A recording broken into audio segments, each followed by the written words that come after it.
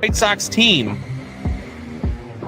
can have a really decent season in a really bad division. That's what you guys have to remember. It's a really bad division. It is. That's what you just said is one of the most insanely idiotic things I have ever heard. At no point in your rambling, incoherent response were you even close to anything that could be considered a rational thought. You have your scab-eating OC holding you back, calling two of the same screenplays in a row during one game, and having you throw two passes, which I was corrected by, one pass in the fourth quarter of a game you were the best player in. Fight me! A bullshit? A bullshit? A bullshit. Bullshit. a good organization would do. But this is the Bears, not a good organization. So they're going to keep Ryan Poles. Why? We just feel our disappointment. That's all. Yeah, nothing wrong with that. Between the Bears and the Bears. Yeah, we do it. We do it when it's still warm outside. Right, yeah. We can get out like October, beginning November. Still like 50, 60 degrees. Nowadays, it's still like 70 degrees. And that way, during the winter, we're still so angry that everything's warm.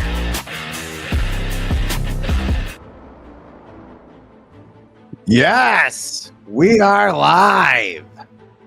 Post NFL draft here on Windy City Sports Talk. It is Fitz sitting in. Ryan Fitzgibbons sitting in. And yes, you do not see Mr. Combs. Brandon Combs is nowhere to be found. Brandon Combs is going to the Cubs game tonight. Yes, he's going to the Cubs game tonight. He also had to work. He won't be in today to talk a little bit about the NFL draft. By the way, you can find us on YouTube, which is probably where you're watching, Facebook, Twitch. We're not on Spotify right now, but we'll get on it. But if you don't have YouTube, then you probably don't have the internet. So find us somewhere. But yes, we did have the NFL draft. The 2025 NFL draft this past week. We might have some baseball stuff too. We'll talk about. Cubs are playing well. Sox are worse than they were last year. It was kind of hard to believe. But we do have sitting in for Combs once again, the man on the bench, Jeremiah Murray. How are you doing, Mr. Murray? I'm in my post-draft glow. That you don't feel gleeful today. Yeah, you can see the excitement beaming off me. Yeah. Not a very good draft for you, Bears. First, before we move on to something, not a great draft for the Bears, you think? Not a good draft for the Bears? Where are we at? It just didn't make a lot of sense. Like it's you added players that you didn't need. You just ignored all the glaring needs that you had, and just we're kind of doing the Cincinnati Bengals right now. Or the Detroit, the early aughts of the early 2000s, where they just kept drafting wide receivers. Yeah. Can we get a Mike Williams? Can we get Mike Williams? Can we get, I don't even know. I can't even name all the draft picks. I mean, they finally got, Megatron, I guess you can call him. That was about the only one that hit. They tried about 35 times. Charles Johnson, was Charles Johnson one of them? Yeah, it's going to be a loaded wide receiver room. I don't know if you needed to take a wide receiver at, I think a lot of people might say that. You probably didn't have to take a wide receiver at 39 there in the second round. But I digress, because we're going to jump right into Fitz gibberish. Yes, it's a diatribe. It's a conspiracy theory. And it's an island in the middle of unapologetic and sometimes inaccurate sports talk. I don't think we were inaccurate yet. But haven't had enough time to be yet. Yes, give us some time. We will get there. There was a lot of draft picks, a lot of things going on. There was 20,000 rounds of draft. So, but the draft was in, yes, the littlest town in the NFL, Green Bay. And before Vince Lombardi packed up as an assistant coach of the New York Giants and went to the Packers, his daughter tried to look up where his next position would be. She confusingly asked, Dad, Green Bay isn't even a city on the map. Well, first I'd say Green Bay isn't really a city, but to which Lombardi responded, don't worry, when I'm done with this team, it will be. And on April 24th, 2025, Lombardi was correct once again when the whole football nation descended on Green Bay. All in all, it seemed like a great event. And the city or town, if you will, conducted itself almost entirely admirably. That was until Clay Matthews stepped up onto the lectern with his introduction. Here we go. Roger, but I just got off the phone with the President, Donald Trump. He asked me to pass a message along to all 32 NFL franchises. So let me tell you what it reads here, all right? It says, my fellow Americans, the Bears still suck! Let's go! Go Pack!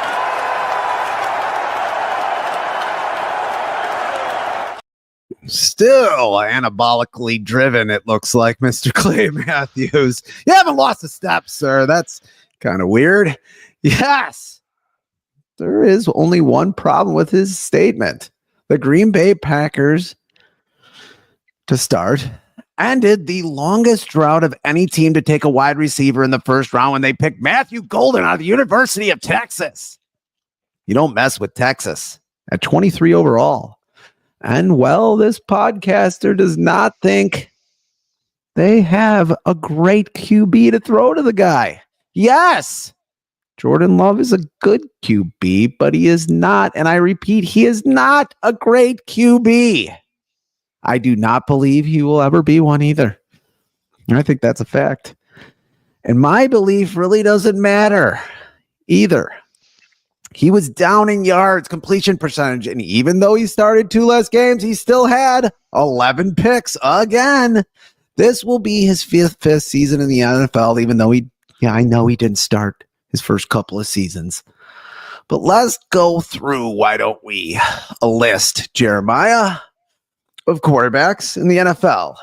Is he better than, let's start with Patrick Mahomes? No. Is he better than Lamar Jackson? No. Is he better than Josh Allen? No. Is he better than Joe Burrows? No. That's 4. Is he better than Jaden Daniels? No, not right now. He's not. Is he better than Jared Goff? No, he's not. That's what, 6, 7 that we're in now. Is he better than Jalen Hurts? That's 8. Justin Herbert? I'd say no. He's not better than Justin Herbert. Is he better than Matthew Stafford? Hell no. Hell no. What are we on, 10? He was not better than Sam Darnold this year, was he? No, I don't care what Sam Darnold did in the playoffs. He was not better than Sam Darnold. That's 11. Is he better than Baker Mayfield? No, he's not better than Baker Mayfield. At least in my mind, he's not. This year, I wouldn't even put him ahead of Bo Nix or even Russell Wilson. I'm sorry, I wouldn't. The stats just aren't there. I mean, I'm sure somebody would rather have Jordan Love than Russell Wilson. I'm sure there's a lot of quarterbacks people would rather have than Russell Wilson, but I wouldn't say he was better than him this year. I mean, maybe evened out. And then CJ Stroud. I mean, I think I named 15, 16 quarterbacks. CJ Stroud, definitely anybody would want over Jordan Love. I might even be able to name 1 or 2 more. There might be one in a Bears uniform this year that I might name. That's a lot of QBs to put in front of him. And I do not see him leapfrogging really any of them this season. Fitz Gibberish Nation went to Green Bay on November 4th of 2013 to watch the Bears. On that night, Aaron Rodgers would break his collarbone on a sack by the Bears Shea McClellan. Oh. Another bad Bears. draft pick. The Bears won 27-20. The Packers fan I sat with could have been salty, but they were very nice and even complimentary to the Bears team at the time. I could not even shove it into their faces, and believe me, I wanted to shove it in their faces. I came away impressed with the field, the atmosphere, the football IQ of the entire Packer fan base. This weekend, I had the complete opposite experience, even though I was not there to see it. Packers fans seem to be enveloped in the same mind virus that makes some Twitter, TikTok, and YouTube folks think the world is flat. Yes, the Bears currently do still suck, but they do have a QB that at this point has a ceiling well above Jordan Love's. And I do not need a map to figure that one out, or a daughter for that matter, which leaves me with one question to you, Jeremiah, and to the Windy City Sports Talk fans or people just watching to comment and tell me to shut my mouth. What are they putting in the cheese in Green Bay? And that's Fitz gibberish. Jeremiah, you get first comments. They loaded Clay Matthews cheese curds up with some steroids. Yes. How much steroids can you get? Until that vein in his neck pops, I think is what he's going for. Yes. Doubting Thomas does say you forgot Caleb Williams, which I think he'll eventually be better than Jordan Love. I have no evidence to back up that comment, but I do think he will be better. I don't think there's many GMs in the league that if you gave them the option, Jordan Love or Caleb Williams would take Jordan Love. No. I think almost every single one of them would trip over themselves to get Caleb Williams. Is Jordan Love a top 10 quarterback right now? No. Do Packers fans like even the smart Packers fans that I was talking about when I went to the game, do they think Jordan Love is a top 10 quarterback? I'm just going to tell you this right here. The way you can tell it is for the last how many years have we just sat back and watched our team suck and kind of just been like, well, yeah, the Packers suck. Let's hope for the Packers to suck. Yes. They're starting to feel that now. Now they're leading. They used to be like there's no rivalry between a hammer and a nail. There's a relationship. They've been the hammer. And they've kind of been like we're too good for a rivalry. You're not a rival really because you guys suck. They're starting to lean into that the Bears suck thing a little bit more. Yeah, are they like trying to compensate for something? You think maybe a little bit? Yes. They see the writing on the wall. Did you like Matthew Golden coming out? Do you know a lot about him? The University of Texas wide receiver at 23. He looks great. Just from the highlights I saw, I think I watched him play like one game. I forget who Texas was playing, so don't know a hell of a lot about him. I'll be honest, but he looks like a good pickup. But is that what was stopping Green Bay from having a top 10 quarterback? Was it a wide receiver? I don't think so, but no, I mean, their receiver room was fine. I mean, it lacks a superstar. Like they've got a bunch of really good wide receivers. Yeah. And even their like fourth and fifth are very serviceable wide receivers. But I mean, this wasn't the class for that. And in my opinion, wide receivers are going the way of running back. That they're a dime a dozen. You can get one anywhere. You want 4.4 speed, it's everywhere. Like it's not, this isn't back when there was like you needed specific guys. You needed a fast guy. You needed a guy with hands. Yeah. You can get that guy in the 6th round now. And it's about the support staff around him more than it is the actual receiver. All these guys are good. Yeah, no, it's true. And it was even back in the day where a lot, even quarterbacks back in the day, you'd have a guy who couldn't throw the ball hard. I mean, you had your Shane Matthews out there with the Bears, who even played second string at other places too. Played second string for the Redskins, I think a couple other teams, but couldn't throw. But I mean, there was a lot of quarterbacks out there that didn't. And now every quarterback has a pretty strong arm. That's why when people like Jordan Love has a pretty strong arm. I've even seen Packers fans start comparing to him. Well, Brett Favre wasn't very good at first. And it's like, oh my God, Brett Favre is one of the most athletically freakish quarterbacks of all time. Like by far. Go look at him throwing off his back foot. And I know he's thrown a lot of interceptions off his back foot, but he also threw a lot of touchdown passes too. And he had the arm for it. I mean, he didn't always have the IQ, but he had the arm for it. I mean, it's just, I just think, sometimes, and it kept coming, Bears suck. And I get it. And it was funny. It was good, but I think you got trouble there. I just don't see this guy. I think in this league, you still need a great quarterback.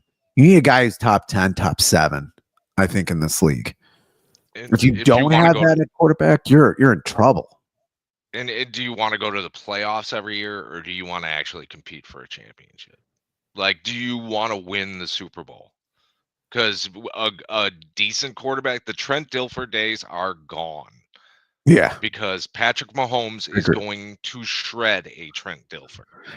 You know, and if he doesn't make it, then you've got to deal with Josh Allen or Lamar Jackson. Like, you've got top tier, great quarterbacks in the AFC specifically. And then, you have to have a Jalen Hurts who I don't think is the best quarterback. I don't think he's like phenomenal, but in their system, he's absolutely perfect for it.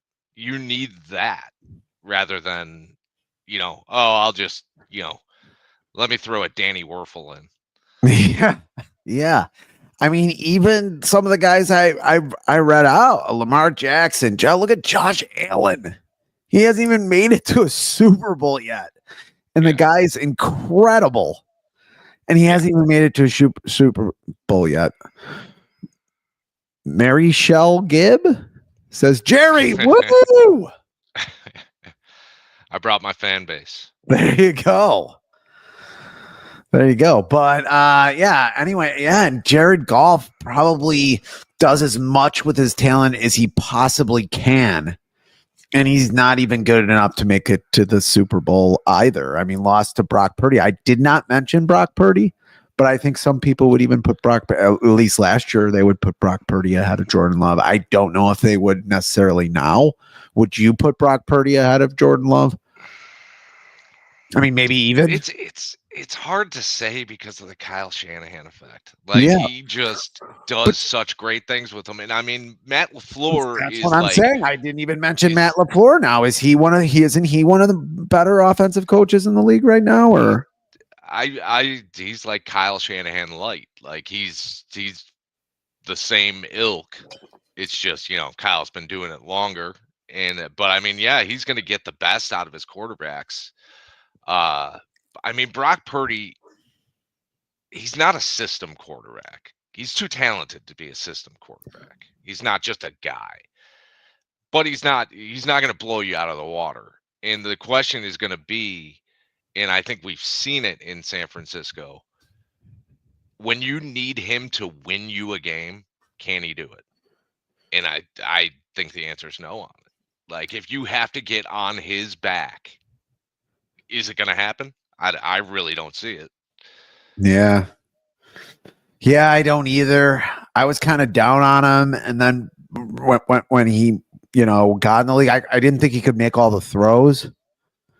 But it's kind of shown that he can, and he's got some escapability too that I didn't think he would have. But right now, I mean, at best,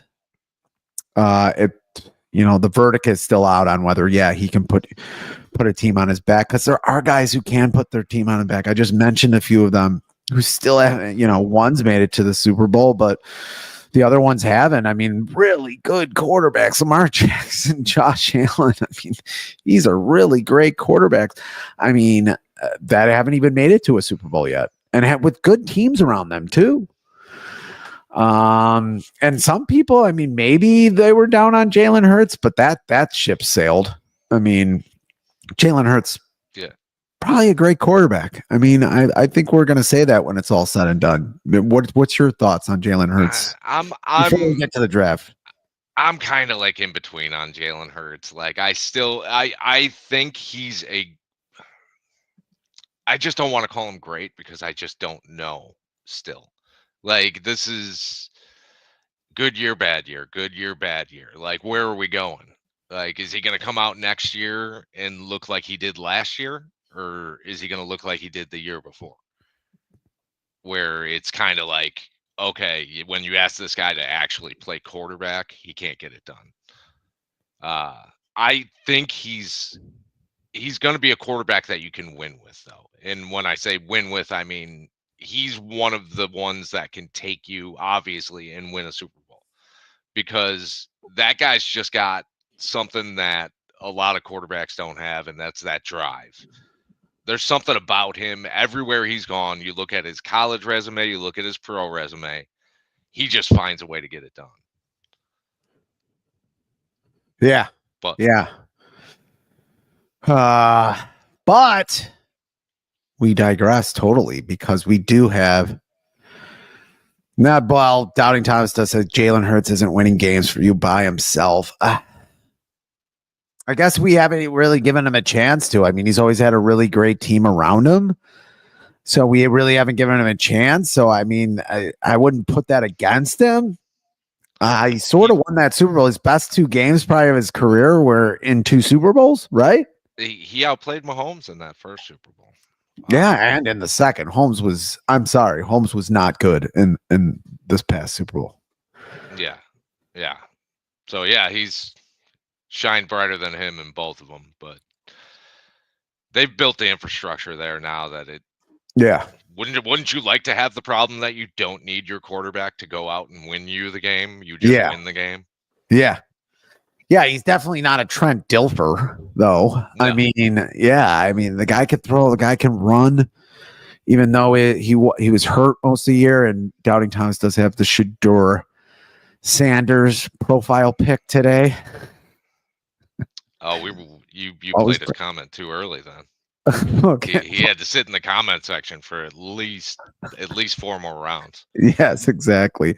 But the Bears, the Bears take at number 10 Colston Loveland, the tight end out of Michigan. I mean, I don't think there's much of an argument that he wasn't the most talented tight end in the draft. Talent-wise, if we're just saying talent, definitely not the most prolific on the field. I think that would go to Warren out of Penn State, but, had less years than Warren, a little bit younger than Warren, but definitely bigger, better receiver than Warren. I've told you before when we were getting ready to do the show, I don't feel strongly on either side. I mean, a lot of the guys that I would have liked for them to draft, they would have had to, trade up for. And I didn't want them trading up. If you were going from 10 to 8 to get Mason Graham, say, then get it done, because it's not going to cost you all that much. But when people were talking about going to I know I heard the craziness about going to 5 to get Genty, and it's like, shoot me now. Do not let that happen. And I mean, to go get an Abdul Carter, it would cost way too much. We're not in the position to give away that much capital. Ooh, but it would have been nice. Oh, Abdul Carter would have been very nice to see in a Would Bears have been uniform. very nice to see. But let's sit on Colston Loveland just for a little bit. I mean, I probably watched a little bit too many scouts talk about the tight end position in this draft after they drafted him, because we didn't mention Colston Loveland a lot. I mean, I just figured they were going to take Warren if they were going to take anybody. But pretty much every scout I listened to had Loveland ahead of Warren. Yeah. The only thing that people were worried about is his shoulder. He got part of his labrum. He had surgery on, and the rest of his shoulder he had surgery on. So, they say he's going to be ready for training camp, but there's some doubts there. All in all, I don't think it was a bad pick. I think it's a Ben Johnson pick. I think you have to have some faith in Ben Johnson because of what he's previously done. I have no faith. I'm sorry, not no faith, but I don't have a lot of faith in Ryan Poles.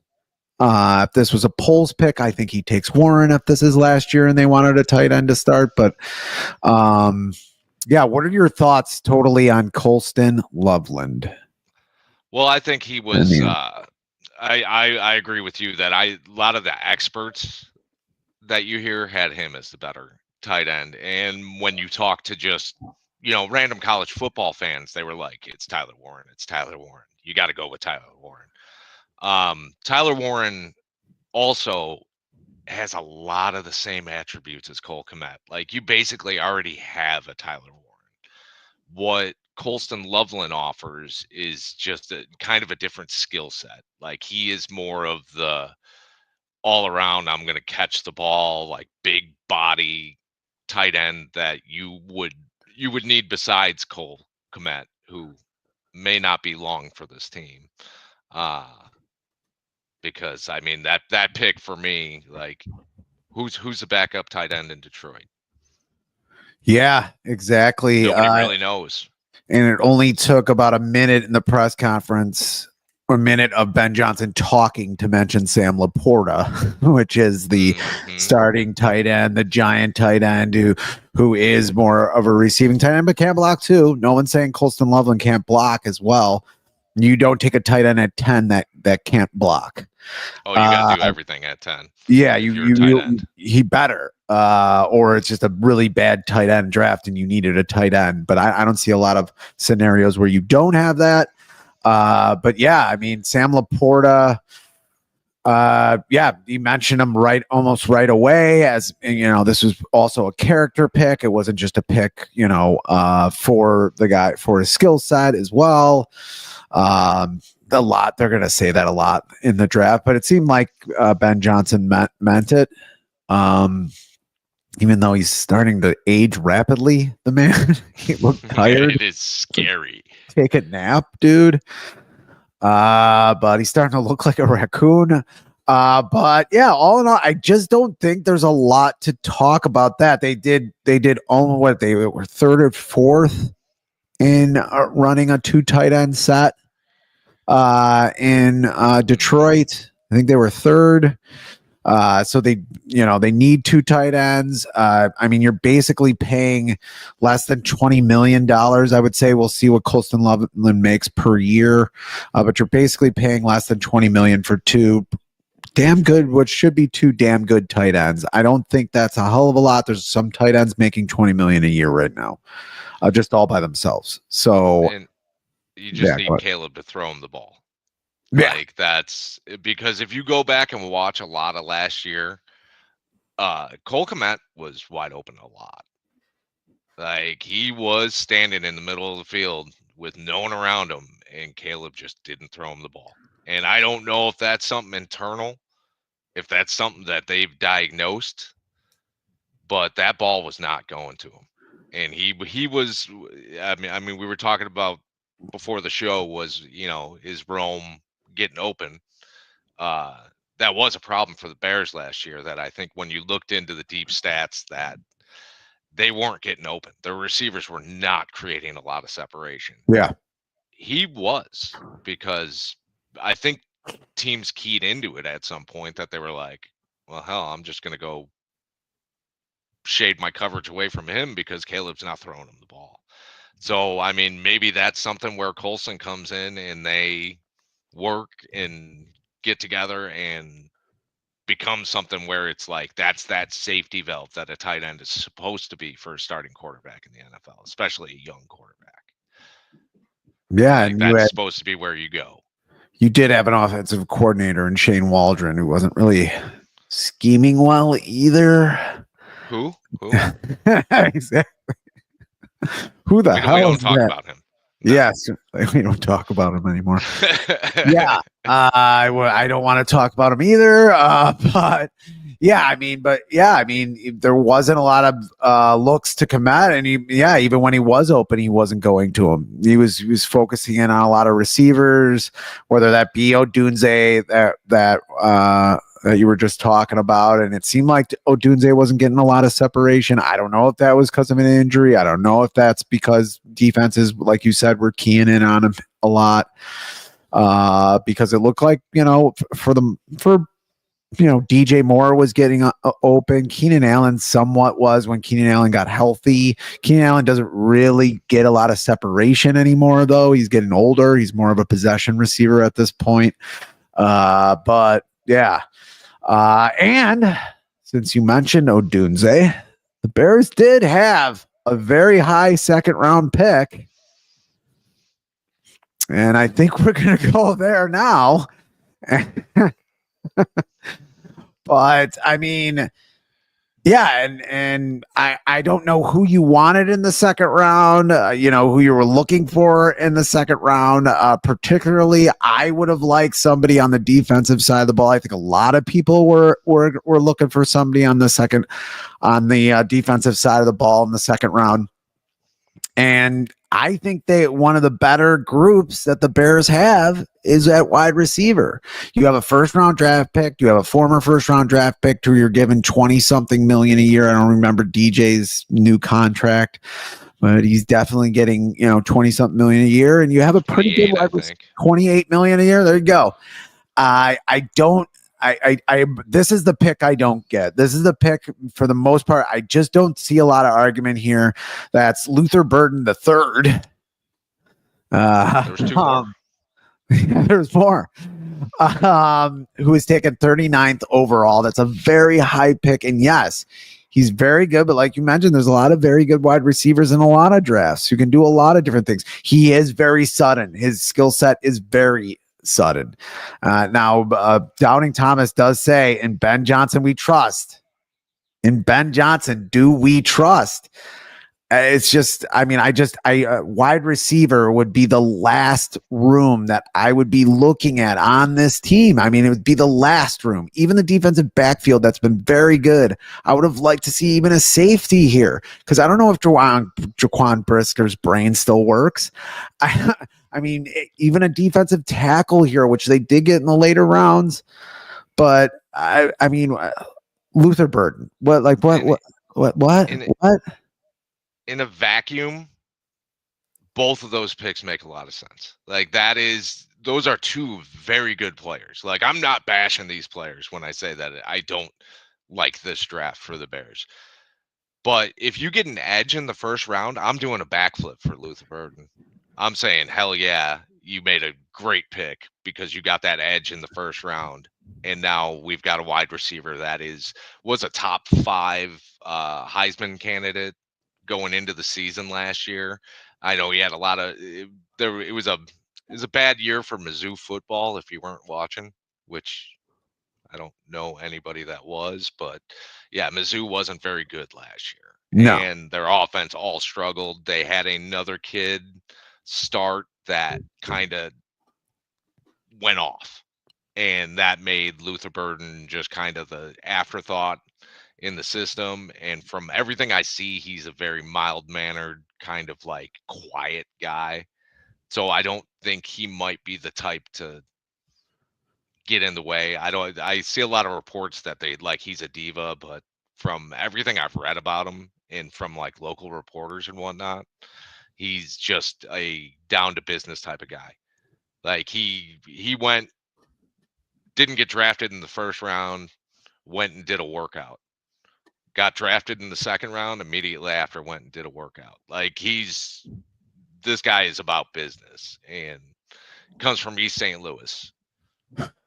There you go. Tough area. So, he's looking to make some money. He's looking to get generational wealth so that no one in his family ever has to live in East St. Louis.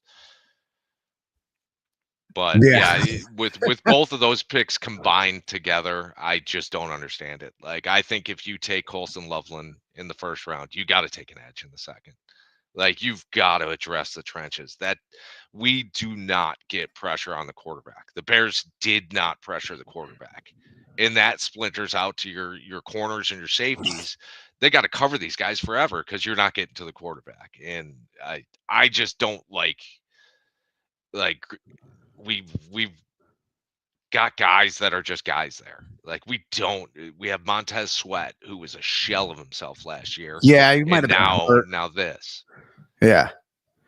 Yeah, and it's just and I think you have the right take on it. In a vacuum, it's not a bad pick if he's taken later in the second round, or if you get him to drop, or if you don't take a tight end in the first and you already got your edge there, then you're okay. I think maybe you're okay, and then you do take a receiver, and it's like, oh, I get that, because you do have somebody in Kamada who does have 2 years left on his contract. He's making like 8.5 or 8.9 a year for the next 2 years. So you do have a tight end. He's not the best tight end in the league. He's kind of in the Jordan Love area of tight ends. But I mean, he can block, he can do a lot of different things. He catches the ball well, like, he doesn't fumble a lot, he doesn't have a lot of problems, he's a good team, whatever. But yeah, I mean, that's it. And then you see, now they got an edge, or even a tackle would have been nice. I know Mason Graham was already off the board, but whatever. And then you get a wide receiver, and it's just, I guess, I mean, my only question is there do they maybe possibly have a problem with Odunze? I wouldn't think. I thought he had a very good year for a rookie. Maybe not great, but very good year. Definitely got better as the year went on. Wide receivers, just by rule, their rookie season, they don't light it up. Mostly don't. I mean, there's a few names we can put out there where they had some great seasons, but mostly wide receivers take a couple years to get really good in this league. It's mostly just their talent taking them through the year, carrying them through the year. I mean, did you have a lot of problems with Odunze this year, to where maybe they do need another receiver, and Luther Burden's going to be challenging him for that second receiver spot, or even the first receiver spot? That's the problem I have with it, is that I do, like, everything I see about Odunze is good. It's like you said, maybe he wasn't producing a lot of separation, but it seems like the entire Bears weren't producing a lot of separation. And to me, that would signal something with the way that they're coached, the way that they're taught to get off the ball and everything like that. The guys that were getting separation were guys that DJ Moore, and like you said, Keenan Allen can't create much separation, but he creates enough because he's a crafty veteran. These guys have been around. But Rome, in my opinion, was one of the bright spots of last year. Like, you throw him the ball and he catches it. Like, he makes contested catches. He makes the hard catches. You don't get as much of a sexy run after the catch. Like, he's not Malik Neighbors. Malik Neighbors is freakishly talented. Rome Odunze is a better wide receiver. Malik Neighbors is more talented. Rome Odunze is the better receiver. So I don't see them if they have a problem with him, then I don't know what to say, because I felt like he was going to be like, Ben Johnson would want to make him his Amon-Ra. You've got guys, DJ can get down the field, and I mean, Luther Burden would maybe slot into the Jameson Williams type for Ben Johnson, that he wants that guy that can just take the top off and get around people.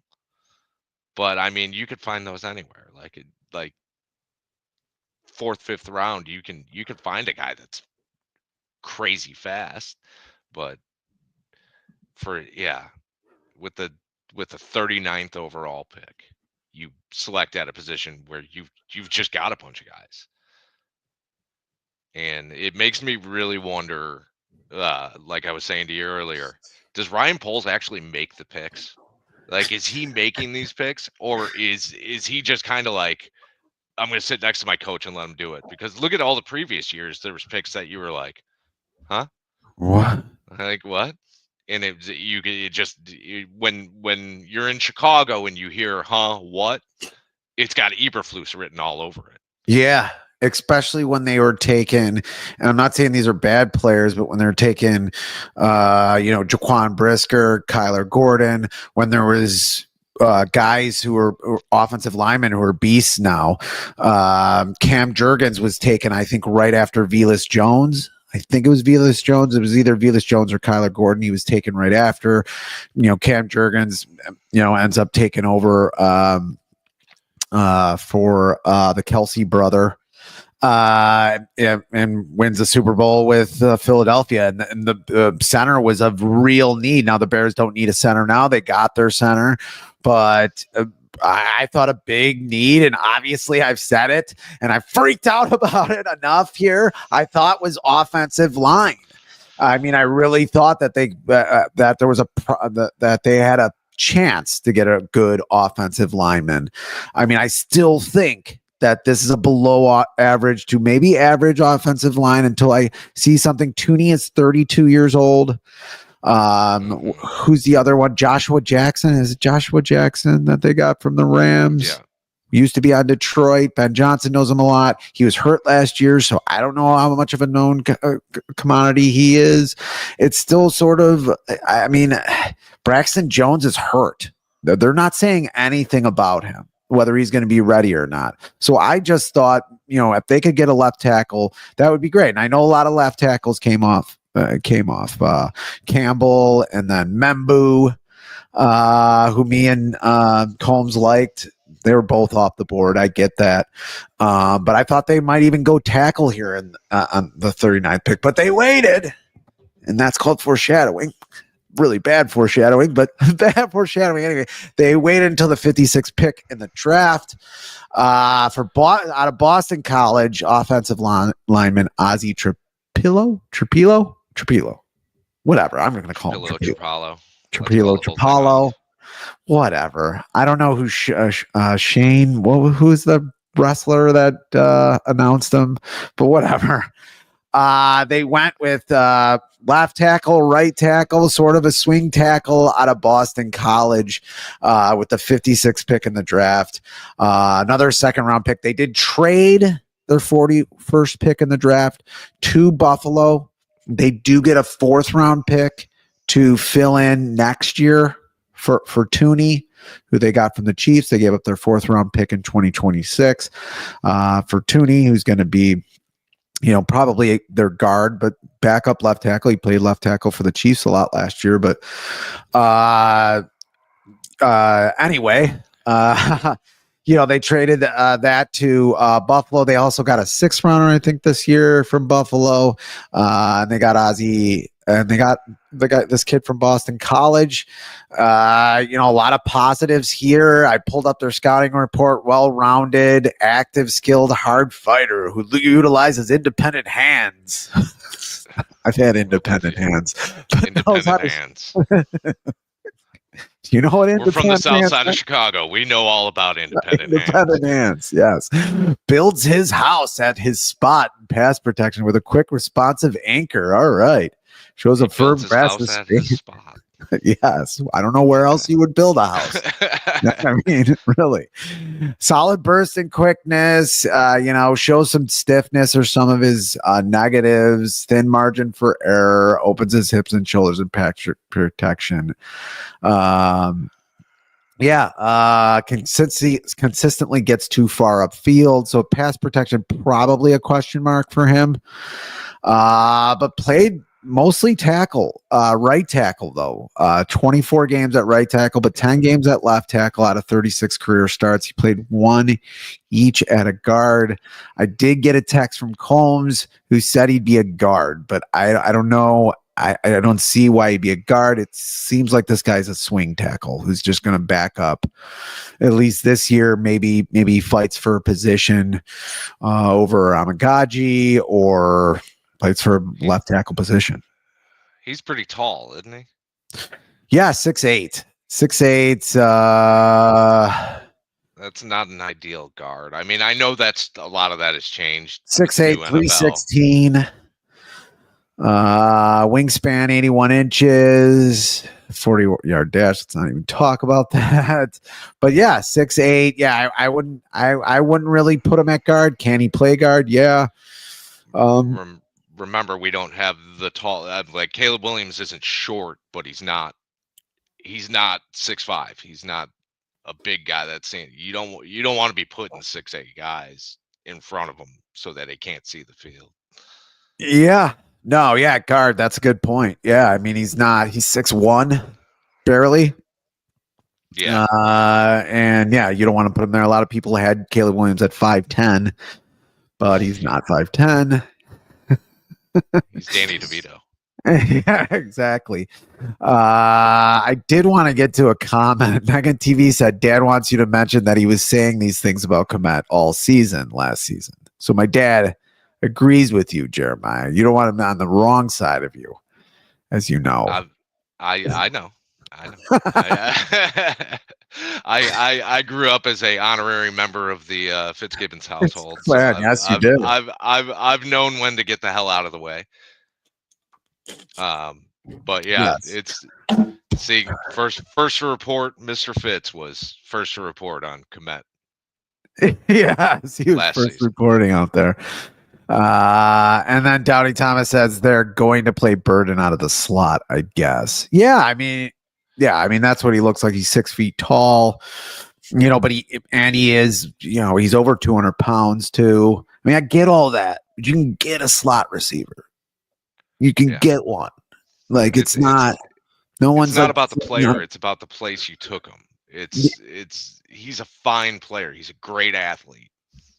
But you just took a tight end with the 10th overall pick, and now you're going back to the well at receiver when you have a million different things that you need to address. Like that's where the problem is. No one's doubting Luther Burden, as far as I know. Like in my opinion, he's good.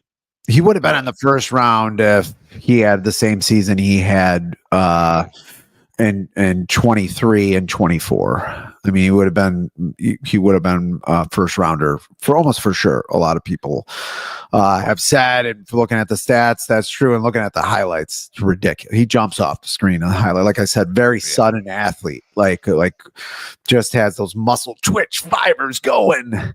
Not to get too into it. But yeah. But Ozzy Ozzy Pillow. I'm just going to call him Pillow. That was Seth freaking Rollins, sir. Did you? Wrestler. Oh, Seth Rollins. I said Shane. I think that's how he said his name. And that's going to be how you say it. Whatever. What do you think about this pick? Was this another one that you thought that,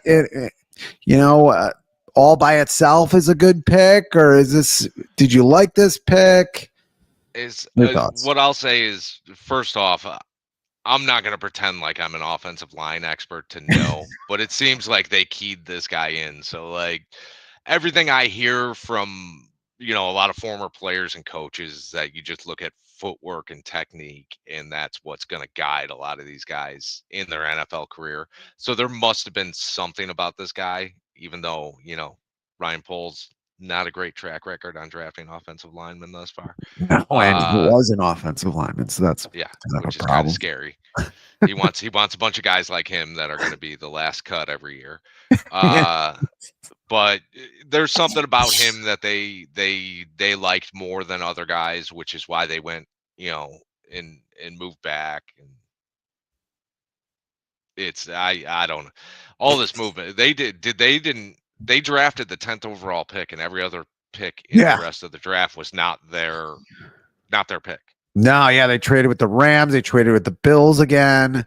Yeah, and they did get, finally got a defensive lineman. They did not get an edge rusher in this draft. I kind of just forgot about the later rounds and thought eventually they'll get a project, but they did not. They got Shamar Turner out of Texas A&M at 62nd overall in the second round, one of the last picks of the second round. Seems like a pretty good prior project too, probably playing next to Grady Jarrett. Don't have a whole lot there. I mean, played a lot, was very durable. Some of the stuff jumps out of the screen at you. Definitely has some talent. You're not going to find a guy who's a great third technique right away, 62nd overall. You're just not. Those are guys that are in the top 20 of the draft. But any thoughts there before we maybe move on to the rest of the draft? I hope I'm wrong. Yeah, I think he's going to get owned in the NFL. I think he relies way too much on his just physical acumen. Like he's just bulldozing and overpowering people, which you get away with on the college level. He's going to come to the NFL level and get punched in the face. And I mean, we'll say, like I said, I hope I'm wrong. I hope he finds a way to do things better, because just your physicality is not going to do it in the NFL. You need a skill set. You need a move. You need a counter move, and you need to be perfect technique wise. So I was not big on him. I know he was flying up the draft board. Like there's some people talking about him going even way earlier than that, and it kind of cooled off. But he doesn't quite do it for me. I'm not a big fan of his. And the Bears not getting an edge rusher. Mm-hmm.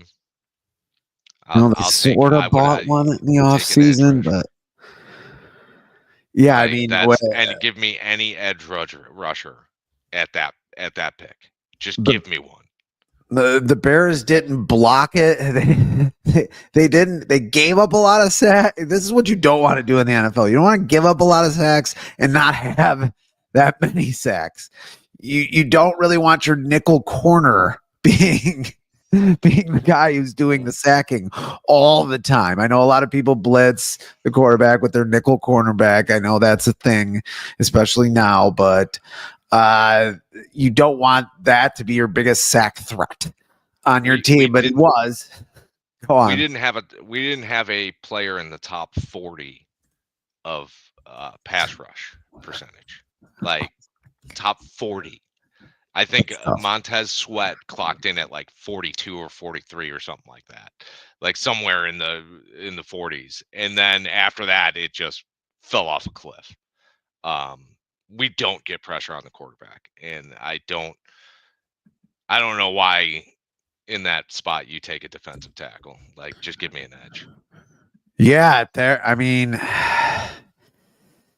I just don't know what it's hard. It's hard for me to think, just because I mean the best outcome is to get maybe, I don't know, Abdul Carter. The best outcome I thought where a trade would be a decent trade for them. I know they were probably asking for the moon and stars to get up there, but that would have been the best from an edge rusher possibility. But yeah, I mean, get a guy with some talent there on the edge. It wasn't a great draft either. I get it.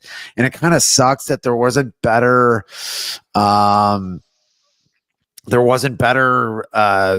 quarterbacks to kind of take those draft picks away from those top teams. And we'll get back to the quarterback room in this draft because it got a little hilarious. But I mean, is Deo and Digbo, whatever the fuck. If for that, is he gonna be good enough as an edge? Not really an edge rusher. I mean, didn't have great sack numbers. That's who they got in free agency from the Colts. Is he gonna be the guy? How much did you pay him? I mean, what did they give him? Like 16 million? Yeah, something like that. Yeah, I think it is 16 million. Then you're getting what you paid for. Like you're getting a middle of the road edge rusher. That's what a middle of the road edge rusher makes now. And that's, your top guys are making 30 plus. Your next to top guys are making 20 plus. And then you're just run of the mill defensive edge is getting 16 mil. And this is where the Bears this is where we live. Bargain shopping. Yes. Let's not go out and get one of the best guards out there. Let's get Nate Davis. That's where we've lived. And that you got what you paid for. You got a guy that doesn't want to play football. I wish I could do something that I don't want to do and make $16 million a year. Yeah. Ooh. Yeah, and then now you have to go up and try to fill in those holes as you can, and you did that with Tooney. I guess you did that a little bit with Drew Dahlman, even though he's going to be your center, but that's the middle of the line. You did that with Joshua Jackson, who was hurt. He was still a guy who played 3 games last year. I don't know, but I'm fine with the moves they made on the offensive line as far as that goes, though, because I'm a person also that now believes that in today's NFL, it's more important to have a strong middle of your offensive line, and the tackles are not as big of an issue as they used to be. I'm gonna go ahead and disagree with you there, but athletic. I just think left tackle is still, to me, a huge spot. I know there's a lot of people talking about that there hasn't been a lot of Super Bowls won recently where the left tackle was an all-pro. But, you have Trent Williams, the left tackle for the San Francisco 49ers, who was the best player for this. I guess you could say Christian McCaffrey was. But, Trent Williams probably in the argument for best player on that San Francisco team where, they play a very good team for years. But a lot of the teams that are making it to the Super Bowl, you're right, do have their interior, their line has been all pros who are making it to the Super Bowl, who are getting to championship games. I read that recently, but still, I want to let tackle still that I can depend on. Your quarterback can get away from the outside pressure, but when that pressure comes up the middle, true, they're just toast. So it's like you don't want to have a bad one. I'm not saying that we should rest on our laurels here and say, "Yep, Braxton Jones." I don't know if Braxton Jones for the next 10 years, please. Yeah, but for now, he's fine. He's not the worst player. He's not the best player. He's just kind of a dude that stands where he's supposed to sometimes. Yeah, and that's about it. Stands where he's supposed to. This is how that ends.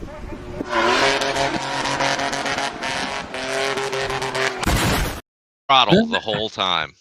That's I know, it's ridiculous. And that's our transition to the rest of the draft. And we were talking about quarterbacks, and I just have to read this story. If you didn't hear it, this was on Friday night.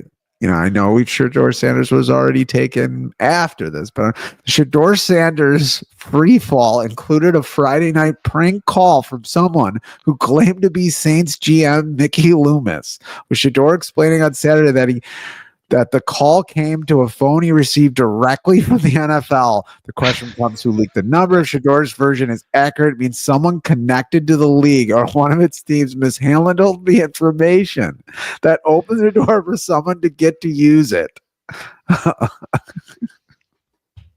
So someone couldn't write called this. saying he was being dragged. No, you couldn't. If this was in a movie, you'd be like, no, this didn't happen. No, this would not happen in the NFL. But yes, someone prank called him and said the Saints were drafting him, which wouldn't be odd. The Saints probably need to draft a quarterback. I don't think Carr's their answer for years to come, but he's hurt now too. Yeah, you're going with Spencer Rattler. Good luck. But the Shedeur Sanders sitting in the Will Levis room for way longer than Will Levis did a couple years ago. We saw what happened to Will Levis. he might be a moron, but or he is. I mean, he Shador puts Sanders. mayonnaise in his coffee. Like, did we not already know this? Like, not my quarterback. No. Shador Sanders falling to the 5th round. Even the Browns passed him up 4 times before they finally took him. In the 5th round, Shador Sanders is finally taken by the Browns, but he falls all the way down. Everybody's probably seen the memes. They've seen everything out come out about this. Him sitting there waiting. Kind of like, Homer Simpson had to wait to get the permit for his gun all those years ago. I thought it was hilarious. I think everybody did. Some people, the people who don't like to have fun said that there was collusion happening in the NFL and all that. And maybe it was a little bit of collusion, but it's 100% collusion. I mean, is it deserved collusion? Like, the first thing I would say is, good job, Dion. Good job, because your son is a mid-level quarterback, and you hyped him up so bad and pushed him down people's throats so bad that they said, screw you, I'm going to take somebody else instead. I mean, Dylan Gabriel got drafted rounds before Shador Sanders. I don't think Shador Sanders is a great quarterback, but he's better than Dylan Gabriel. This is what happens when you don't have the talent to back it up. Like, Travis Hunter got the same backing from Dion, but he got drafted early. You know why? Because he's a super talented player. Yes. Shador Sanders is a run-of-the-mill quarterback that throws more screens than any quarterback in college football, so that he can pump up his completion percentage to make it look like he was great. Not a great quarterback. And if you're going to run your mouth and go into meetings and be arrogant, this is what's going to happen to you. And I'm sorry that it had to happen to him, but I mean, you play stupid games, you win stupid prizes. It's Dion got his son booted all the way to the 5th round. Yeah, he sure did. I mean, I just can't believe, all the way to the 5th round. And I agree with you. He's a mediocre quarterback, maybe even below mediocre, does have a lot of talent, has a long throwing motion though. And NFL scouts do not like that at all. We've lived the long throwing motion with the athletic quarterback. Yeah, we have. I know you're talking about his name. Yes, we can mention. I think we could still mention Justin Fields. Is it far enough removed that it's far enough removed? He's on the Jets now. I can't believe he went to the Jets. But anyway, the whole Shador Sanders thing, and Doubting Thomas brings it up. The NFL collectively decided Shador wasn't as good as ESPN has been telling us for the past 2 years. Mm-hmm. I mean, I had him going in the 1st round. I didn't have a mock draft. Yeah. Combs came out with a mock draft. I did not have a mock draft. I don't have a time for a mock draft, but maybe I do, but I don't want to spend it on mock drafts. I'd rather just mock the draft. Yeah, I'd rather just mock the draft. But I just thought it was hilarious that he kept falling and kept falling. And this is what the NFL does. And maybe there are a bunch of pricks to do it. But I mean, the chances of him being good in the NFL or even great, pretty low, especially in that organization with the Browns. I mean, he would have to leave the Browns. Baker Mayfield left the Browns, probably had one of the better rookie seasons of a QB, and had to leave the Browns to be very good, at least QB. I think some people would say maybe he's been great, but Baker was good on the Browns. I think he gets a lot of hate because that was another example of he was a great pitch man. Those commercials were hilarious. Yeah, they were. But he wasn't putting up, let's have a commercial on every 5-minute production on the field, which is what gets you buried. I think Yeah, also he was the victim of the same thing Jared Goff was, right? Where they were in a draft where there wasn't a lot of quarterbacks and they were taken 1st and they weren't good enough to be a first pick in a draft. So this is what they get for it, kind of. They did cash the checks that they got for it, but that's good. Both went on to other teams to be better quarterbacks, which happens. But yeah, I just don't see this working out for Shador. And yeah, I mean, when you have a dad like that in the spotlight, it's kind of weird. This almost happened to Eli Manning, even though it's a totally different situation. Not totally different situation, actually. When Archie Manning got a move, didn't want him with the Chargers. And it was just like too much spotlight on a kid that hadn't played yet. Really wasn't that great for the first few seasons he was around until some of these Super Bowls happened. Still, people say he wasn't great. He was at least a very, very good quarterback. So, yeah. There's a lot of people that would say Eli was a mediocre quarterback. And I mean, he was exponentially better than Shador Sanders. Yeah. Like as a college player, as a prospect, Eli Manning is leaps and bounds better than Shador Sanders. And he went to the NFL and won 2 Super Bowls, but people will like that argument's coming because it's going to be the Hall of Fame thing. Does he get into the Hall of Fame for winning 2 Super Bowls? Yeah. And there's going to be the argument that it'll be the 2 Super Bowl argument versus he is just as mediocre as they come argument. Yeah, but the thing is with the NFL Hall of Fame, like a lot of people get in. They do. Except the ones that deserve it. Sometimes. But a lot of people took us how many years to get Mongo in there? Yeah. And yeah, I would say as a interior defensive lineman, Mongo is a better version of that than Eli Manning was at quarterback. But a lot of people get into the NFL Hall of Fame. It's not like the Baseball Hall of Fame. And even the Baseball Hall of Fame isn't the Baseball Hall of Fame really anymore, other than the steroid people. And the NBA Hall of Fame is a public toilet. Yes, let's not even talk about it. But yeah, I just thought, I think that's probably going to be the funniest part of any draft for quite some time. Oh yeah, especially since it was him. I mean, if it's like you said, Will Levis waited forever, but Will Levis didn't have the pomp and circumstance that Shador brought with himself. No, he didn't.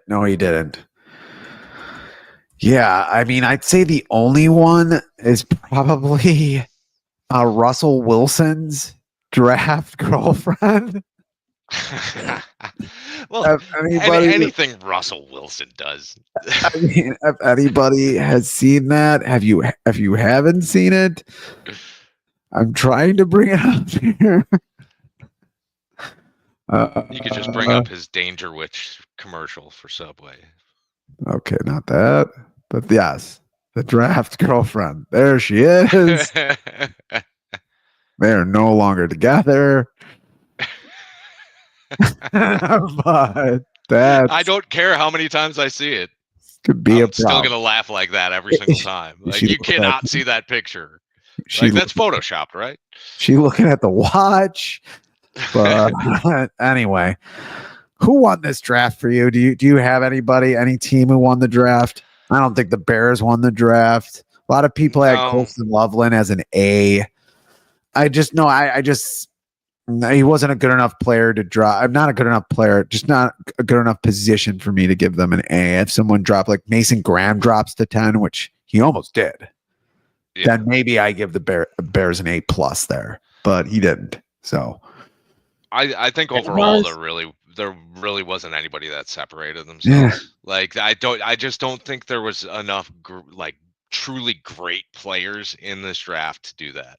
Like you've got to make a move for a dynamic player, and right now there's obviously going to be guys from this draft that turn out to be great players, but there's none there's not a lot of them that are projecting that way.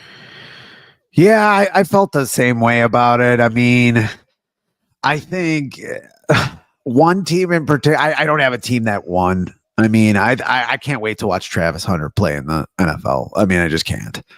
I think What are they going to do? Are they going to try to play him on both I sides? think it would be awesome to do that. I just think it would be cool. I mean, who else is watching Jags football? But I don't know. can a human being play 120 NFL snaps in a week? Like, is it possible? I don't know. I think it's going to be pretty cool to find out. I mean, Yeah. I mean, I personally, I he would is say a cover corner, so you can't like put him in at nickel. I don't think that'll work. Like to where he doesn't have as many snaps on that side of the ball. I play him at corner and just have some offensive packages with him in it. That would be what I would say. Doubting Thomas has only player in we didn't mention that Shedeur Sanders. I wanted to mention it, but I forgot that his jersey was retired. The only jersey retired, which is not be a first round pick. Cordell Stewart's jersey, I don't believe, was retired. And Cordell Stewart was a way better college football player than Shedeur Sanders. Rashaan Salam, yeah. Too bad he was addicted to marijuana, though. His number's retired. His number is retired. Rest in peace, Rashaan Salam. Fumbled too much. Yeah. Doubting Thomas also says, no, it's not possible to play 160 snaps. I guess if they pare down how he plays in receiver, but you don't want to do that with that high. He's a better cornerback than he is a receiver. Yeah, but you still want him out there. I mean, he's just such a talent. I just don't think I don't think he's that much of an impact player at cornerback as he would be as at wide receiver. But see, I think what's going to end up happening is he's going to try to do both, and he's going to realize, like, hey, I'm not at Jackson State and at Colorado anymore. Like, this isn't going to work, and he's going to have to focus on one or the other. Like, and I personally think he's just a run-of-the-mill wide receiver, and I think he's a top-end cornerback. So I would say eventually he goes straight cornerback. Really? If you took a cornerback that high, oof. He took the hype. Yeah. But I mean, you can also throw him in on a handful of offensive packages. The Browns have plays for him? But that's another problem, though, that we have with another hyped quarterback. Trevor Lawrence can't throw the ball. Kind of can. He's got the talent, but I mean, he can throw it. It just doesn't always go where it's supposed to. Yeah, it doesn't. Stupid ball. It's got great hair. I guess that's good enough to be. I don't know, to get $50 million a year. I didn't see Trevor Lawrence. Sunshine. Yes, but I think you had maybe not a funny draft, but a team where I don't know what the hell they're really doing. And we talked about this before the show, is the Las Vegas Raiders. They're the team that won the Ashton Genty lottery. Yeah. And there you have Geno Smith. They have Ashton Genty now. They also took another wide receiver for some reason. They're paying wide receivers. I mean, what are the Raiders? You think Pete Carroll comes there? There's going to be some sense injected in there. Maybe he's getting too old. It's what the Raiders. I mean, I don't know really what's going on there. Maybe it all works for no reason. You can kill Al Davis, but you can't take the Davis out of the Raiders. Like, it's really, let's just throw it against the wall and see if it hits. Like, we're just gonna keep trying this over and over and over again. I mean, that was Al Davis's trademark, was just like, I am going to pick the most athletic people. I don't care what position they play. Yes. Like, it was, and that just seems to be what they do. Like, Pete Carroll is going to, like, get the gum sponsorships lined up right now, because he is going to chew the shit out of some gum this season. Like, he's gonna wear it out on that sideline, because it's gonna be interesting. Yeah, I mean it. Yeah, and then they took a wide receiver, which I just don't know what they're trying to do. I don't know. Is this a complete rebuild? And they're just like, yeah, whatever. We will just take the best player and see what happens next year. They obviously didn't want a quarterback. I mean, they did get Geno Smith. I mean, in the offseason, it's just infinite levels of confusion is what it is. It's just never-ending confusion. Like, you get Geno Smith, you're like, oh, he's all right. Yeah, Yeah, good. In good. Seattle, it makes sense. Yeah, so you're gonna try to make a somewhat push, and then it's like, and then you go get Pete Carroll as the coach, and you're like, he's gonna be dead by the time this team is good. Yeah. Like, you don't have the pieces for Pete Carroll. Why did you hire Pete Carroll? Yeah, I mean, It makes no sense. Yeah, I think Pete Carroll, this was the consolation prize. He really wanted to go to the Bears. And then I was like, all right, I guess I'll take the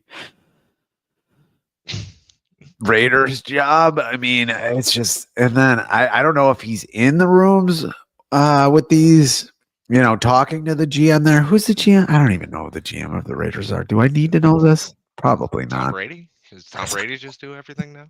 Yeah, I guess.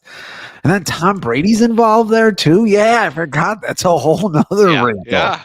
Like, what is Tom Brady? I'm telling you, infinite levels of confusion. Is Like, Tom when you think Brady you're at the end of it, there's another. Pushing for Ashton Genty, when Mason Graham's still on the board, when you could get probably a offensive tackle or trade down and get build up a line again. I mean, the way you had people salivating over Ashton Genty too, like, there was serious conversations about people trading up. Like, if I'm sitting in that spot and I'm the Raiders, I'm going, okay, yeah, give me picks. I don't need an Ashton Genty. An Ashton Genty is not going to do anything for me. We've seen that already. You just got rid of Josh Jacobs. Like, yeah, I don't. Yeah, I don't get it. I mean, they could do so much more to build a team around. They obviously weren't going to take a quarterback, but I don't know. You could do a lot of things to build a team around. You could have got an edge there. You could have traded up, maybe. But I mean, maybe their best bet was to trade down there. It just, I don't know. I know Doubting Thomas loves Genty, but I don't see how that helps your team. And plus, yeah, I mean, I guess the only I don't know. I just don't take Genty there. No, but I don't take a running back in the first round. If Genty is a generational running back, it's not a bad pick. I don't think he profiles as that. I don't understand this. Like, I watched him play and he's phenomenal. Yeah, I'm not going to say he's not like very good or great even. Should we bring back up the conversation? Is he Barry Sanders? He's not Barry. I don't think he's Barry Sanders. No way he's Barry Sanders. Like, that's the only type I'm taking. That Barry Sanders has like 2,800 all-purpose yards in this league. He does, because you can't tackle from behind anymore. I mean, it would be ridiculous what Barry Sanders would do in this league. I don't think Genty's going to be that. If he is generational, is it worth it? Yeah, I mean, but you don't have to be Barry Sanders to be generational. Barry Sanders is, at least top 2 running back, top 3 running back ever. To be generational, you can be Saquon Barkley. And he won a lot of Super Bowls, right? Oh, wait, no, he didn't. No, he didn't. I mean, and they're called luxury picks. Yeah, I don't. I think that's the thing. I mean, Derrick Henry what Super Bowl is Derrick Henry? I mean, that's definitely, if you say no to Saquon Barkley, Derrick Henry is he's a generational running back. I mean, the guy is now over 30 and probably going to have another good year. Every year people say, no, this is Derrick Henry. He's not going to be good again this year. And then he's good again. This has been going on for 2 or 3 years now. What if he's Adrian Peterson? That's a good question, actually. What is going on? When did DCFS. Thomas get so like aware? He's aloof. I mean, if he's Adrian Peterson, it's a good pick. I got it is. I'm sorry, because Adrian Peterson used to return kicks too. People forget. Won him a game against the Bears. Last MVP from the running back position, isn't he? Yeah. Yeah, he is, and really good for a really long time for a running back. Alabama, right? Peterson came from Alabama. I thought it was Alabama. Yeah. Yeah, I mean, Adrian Peterson. Yeah, if he's Adrian Peterson, I'd have to go with him there, but he's not. I don't see him being Adrian Peterson. I mean, Adrian Peterson, I think, is one of the, I mean, he doesn't, this is going to be taken, I don't care. This is going to be taken the wrong way, but I'm going to say it anyway because it's a podcast and there's, not a lot of people listening and who gives a shit anyway. The things he could do remind me a little bit of Walter Payton, where he could run around you, run through you, do a lot of different things, receive if he wanted to, return kicks, like could just do a lot of different things. I mean, if he's Adrian Peterson, yes. Oklahoma, fuck. Yeah. Well, similar uniforms. Yeah. Who comes out of Oklahoma anymore? Like, come on. He's going to name like 5 people that come out of Oklahoma. But before we head out, do you have any other? It's a great show, man. Fuck Combs. Good time. Cubs game. I hope it fucking rains. It's not supposed to rain today, but I was going to make my name show up as Crandon Bohms. But decided against it. You should have done it. You should have done it. But any other last, I don't know, opinions, speculation?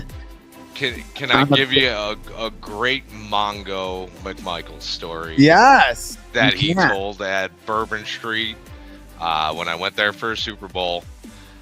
He hopped up on the bar with his little tiny dog in his hand.